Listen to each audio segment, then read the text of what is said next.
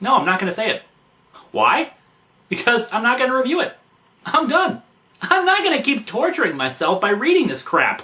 I risk psychological harm by continuing to witness this monumental disaster. So instead, I'm just going to have a loop of lolcats play for the next 20 minutes.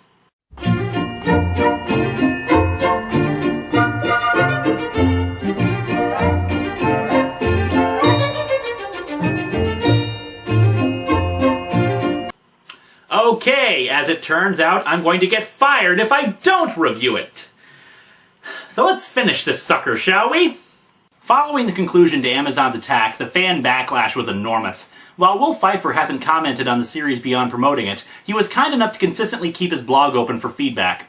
Lots of people actually mailed their copies of Amazon's attack back to DC because of how enraged they were, particularly with the ending, but we'll get to that later.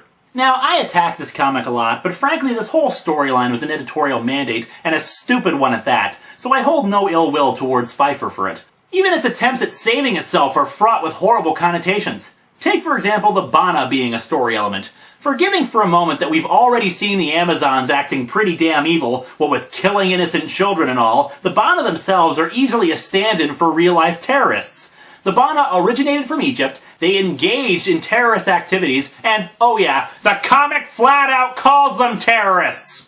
And since the Bana are Middle Eastern, and in this case wearing stereotypical African war paint for some reason, this adds new, uncomfortable layers to this mess.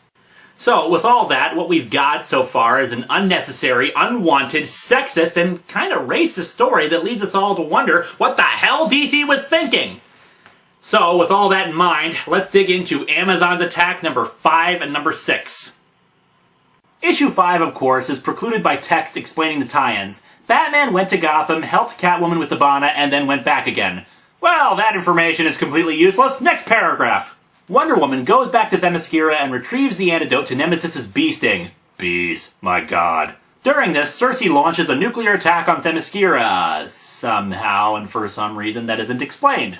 Wonder Woman also apparently meets up with the goddess Athena, wanting an explanation for why she hasn't intervened in the war. Athena refuses to justify her actions and sends her back to the battlefield. Wow, wasn't it great to learn all that despite the fact that it has no bearing on the story? As if one exposition page wasn't enough, we go back to a Lex News special report.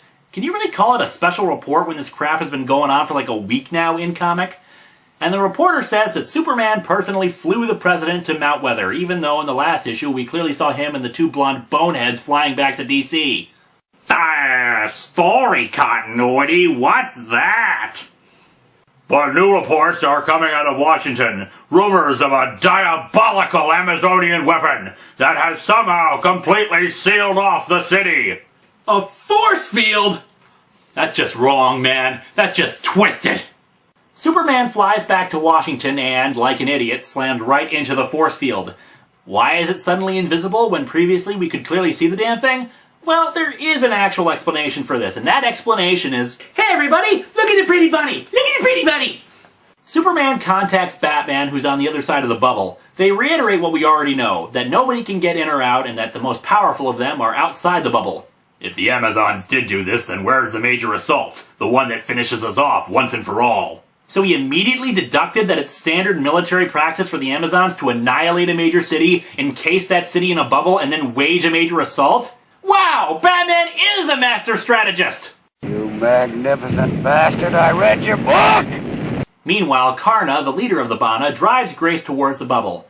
The Bana, the Bana, the Bana. Or, in this case, the Banal. All I hear about the Bana is a series of vague threats. Honestly, it's getting a little boring. Seriously, folks, I think Grace realizes she's in this garbage heap of a comic and isn't standing for it. It's time you learn the true story of the Bana. The true story? Ooh, sounds scandalous. Grace has now become my favorite character in the world, if only because she's not taking this idiocy seriously. Karna gives some bullcrap story about how the Bana were forced out of the Amazons. No, the Bana refused to worship the Greek gods after feeling abandoned by them, so they left voluntarily. Karna says she did a DNA analysis on Grace and discovered that she, too, is a Bana! Oh, who the hell cares by this point? So, this one statement without any kind of actual evidence to back it up is enough for Grace to go all teary-eyed and join the Bana. Ah, rest in peace, Grace Choi's intelligence. Your face-kicking snark was enjoyed. That's only the beginning of your education, Grace. There's more, much more. Or rather less. You see, to be a Bana, you must stop wearing pants and show more cleavage. Wonder Woman reappears from her tie-in material right next to Batman. How convenient. Aren't you even the least bit curious how I managed to appear out of nowhere? Diana, we threw out logic in this comic like 4 issues ago. Just roll with it. Batman brings her up to speed about the magic bubble and indicates that it must be Circe who's responsible. But she's dead. My mother killed her right in front of me. ... Geez, it's true. The women in this comic really are idiots. Grace and the Bana arrive at the edge of the bubble, but Superman's already there as well. He informs Grace that the Bana were responsible for the attacks on the military bases and the nuclear plant. Grace asks Karna if that's true. ... Hey, look at the pretty bunny! Look at the pretty bunny! Karna shows her true colors and grabs onto Grace, holding a stupid little dagger to her neck and threatens to kill her if Superman should make a move. Despite the fact that Grace has superhuman strength and Superman is obviously faster than Karna, he just lets the Bana pass through the bubble. And you will stand there, wondering how we did it. Ooh, I know how! So Karna stabs Grace in the side and walks off with the rest of the Bana. Well, Grace's heel turn plot point lasted all of 5 pages. I'm so glad they put it in. It was such a vital component to this whole comic that the entire story would have fallen apart without it. Karna and Hippolyta meet up and the 2 Amazon groups join forces. Karna, I am honored you have chosen to join us. At last, the sisters are one, our enemies are trapped, and the final battle can begin! There can be only one! Over to Circe, who's doing her shtick of explaining to an unnamed faceless Amazon her plans before she kills her.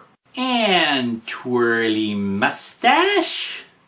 Batman, however, knocks out the Amazon and confronts Circe. The powerful evil sorceress, however, finds her magic disabled, courtesy of some magic phrase that the superhero Zatanna has supplied Batman. Yes, magic is just that easy, folks. No further explanation necessary. And Circe, the main villain of this whole comic, the sorceress who has cheated death and manipulated everybody, gets knocked out by Batman, who just shoves her over. Hello? Dooms 4? I'm sorry, I want you back. Smoking a lot of Hippolyta rallies the Amazons and Bana for the next attack. Just to showcase how evil we are, let's all talk about how we're going to slaughter weak and defenseless soldiers. However, a red streak of light hits them, killing them all and ending this piece of crap finally. Hooray, it's over, now I can finally just... No, wait, it was Superman just flying past. And despite the massive explosion, everyone is fine. With Circe's magic out of the way, the heroes can now storm the... Oh, for crying out loud, there are only 12 superheroes here? 12? It's like the only ones who actually appeared in the comic were the ones who were contractually obligated to be in it. No one else wanted to be a part of it. Circe picks herself up. Ugh, bastard, that hurt. I'll make him pay for lightly shoving me.